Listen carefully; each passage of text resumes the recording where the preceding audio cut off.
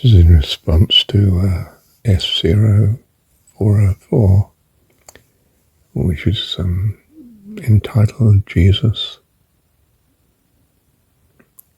The Jesus story has it that the most important thing for you as an individual, you as a separate self, is to love a personification of all that you value.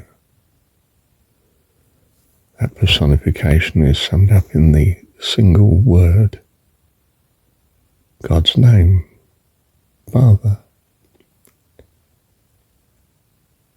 More effectively, Dad, Abba. A loving father, in other words, has the qualities of tenderness and care, not just provision and power. Why should devotion to such a personification be the greatest blessing and the very center of your life eternal? Because they personify not only meeting your needs, but the needs of anyone else that they see as their children.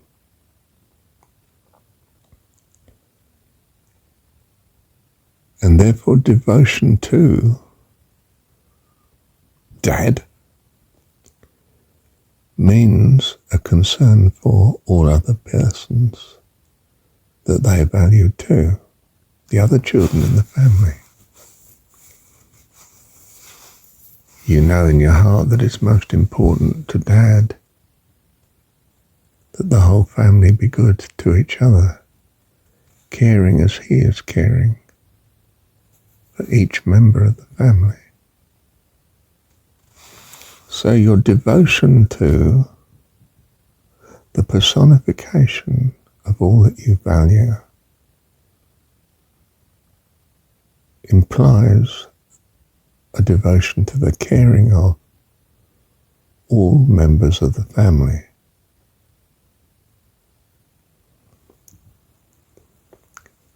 Because his will is this,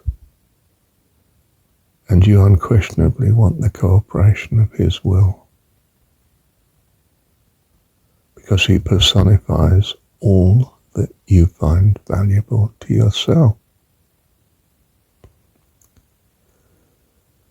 So you find that self has led you to care for all members of the family. It's vital that you do this if you are to please and be in right relationship with the one that personifies all that you need to meet yourself in its needs and wants. So the conception of your God being the personification of all that you value has given you a valuing of all others that this God cares for. So if you find that his caring for you is a consequence of his caring for all other members of his family, it's in your immediate interest to care for all other members of his family too. That you are ever on the right side of this, your Dad, your God. That you're a joy and a pleasure and a blessing to him. That you be in right relationship with him. So that your right relationship with him encompasses the same loving relationship to the rest of the family. You know, the second commandment is like unto the first, that you love your neighbour as yourself. Who is my neighbour? The one that rescues me, just like Dad does.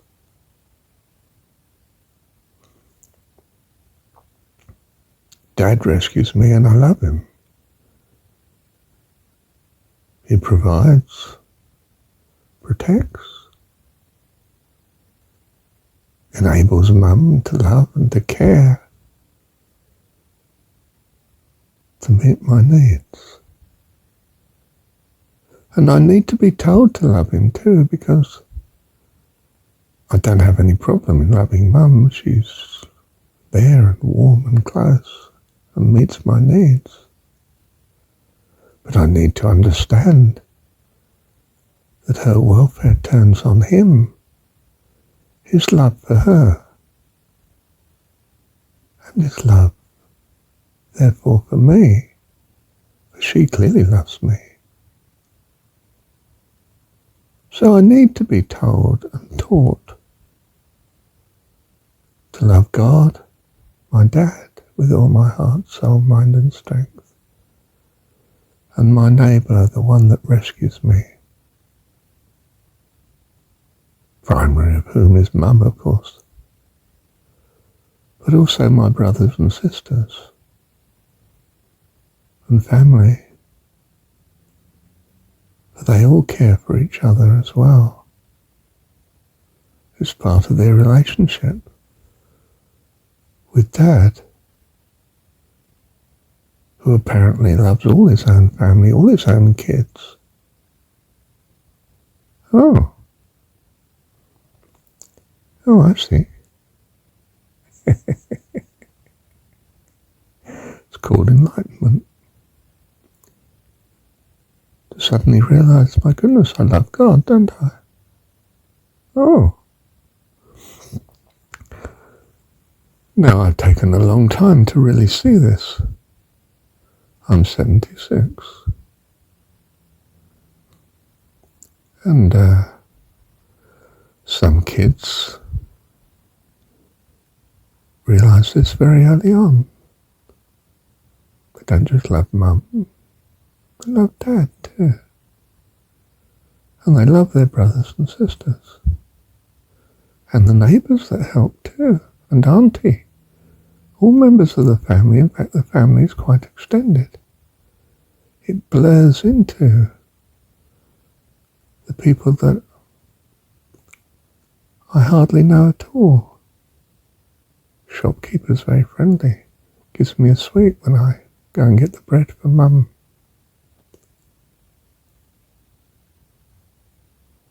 His kids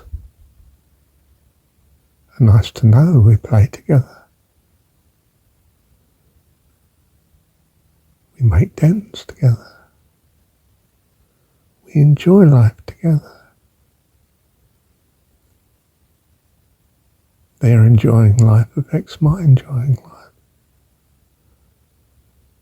So I try to make sure they're enjoying life as well as me. And I'm a good boy.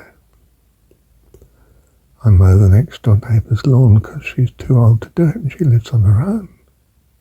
She can't do it. I can do it. And she thinks I'm wonderful. She has me in for tea and cakes. She makes lovely biscuits. You see, it's very elementary. And wisdom is that if I see my God as a real dad, a loving dad, a providing dad, a caring, protecting, blessing dad, who loves all his family, I am transformed in my intention and behaviour. It encompasses all those that affect my life, that I come into contact with, and even those that I don't, that may need my help. become a wonderful people. How could you not want to believe in God if this is the consequence of such? It would be madness not to walk this way. So I do. I am the way. I am Jesus. In what sense? Well, the most important thing to me is to see God as my dad and your dad. And I know that if you can grasp this view too, you'll be as blessed as I am. And we'll be so blessed together. A fantastic society. This is utopia. This is the very foundation of life eternal. And it's for us all. How utterly wonderful. This is the way, walk ye in it. What's the first thing Jesus says when he prays? Dad, Abba, Father. He asserts this relationship as the very foundation of all that he values. As example to bless us. So he does. And so we do.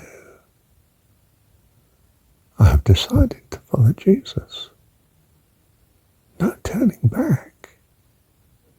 No turning back. I choose to believe in there being a God who is my dad.